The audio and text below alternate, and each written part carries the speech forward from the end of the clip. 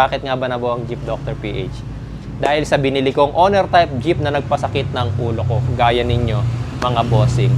Noong time na yon, bumili ako ng isang owner type Jeep na akala ko maayos, maganda. Nagsama ako ng mekaniko kasi wala akong alam sa pag-aayos ng sasakyan.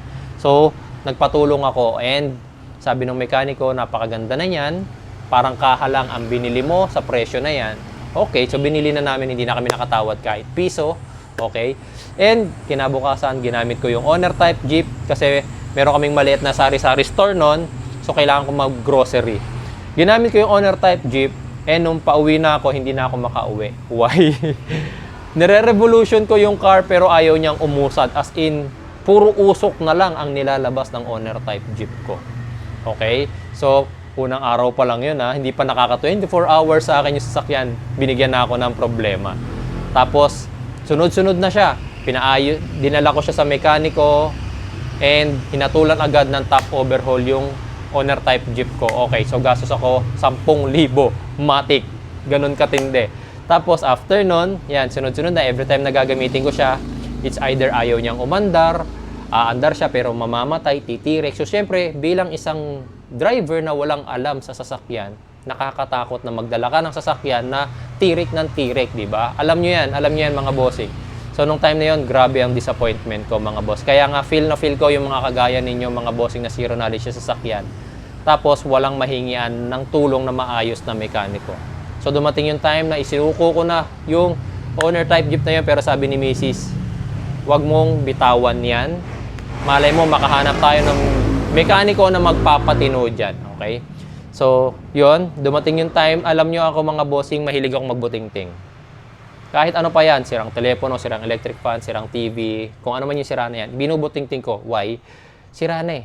So, kung hindi ko maayos, sira na. Pero kung maayos ko, swerte. Okay? So, ganun ako. So, doon nagsimula yung eagerness ko na matutong mag-ayos ng sasakyan. Yes, DIY mechanic po ako. DIY.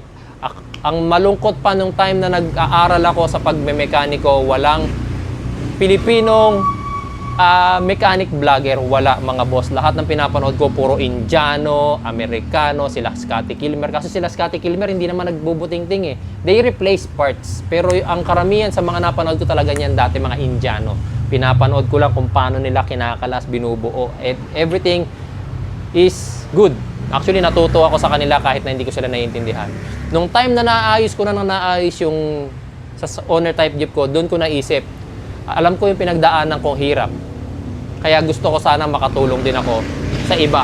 Okay? So, doon ko naisipang buuin ang Jeep Doctor PH. Okay? So, lahat ng ginagawa kong repairs sa owner type Jeep ko, i-video ko lang and then i-upload ko na sa aking YouTube channel.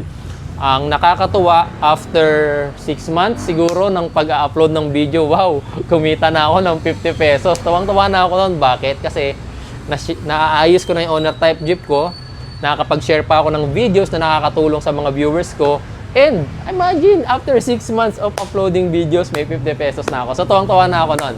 Okay, so, ayan na. So, nagsimula na tayong mag-expand. In-explore ko na yung Lancer, Mitsubishi Lancer ni tatay. Gumawa na rin ako ng tutorials dun sa motorcycle ko. And, ayan nga, hanggang sa pagka meron ako sasakyan, yung CR-V, nagkaroon ako ng Everest, lahat yan mga bossing ini-explore ko.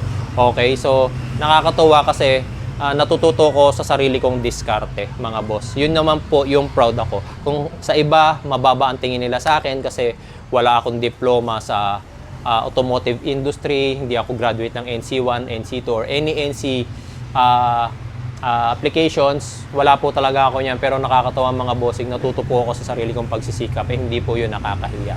Kasi kahit ito lang po yung alam ko, kahit papaano po meron naman po ako natulungan sa inyo, di ba mga bossing.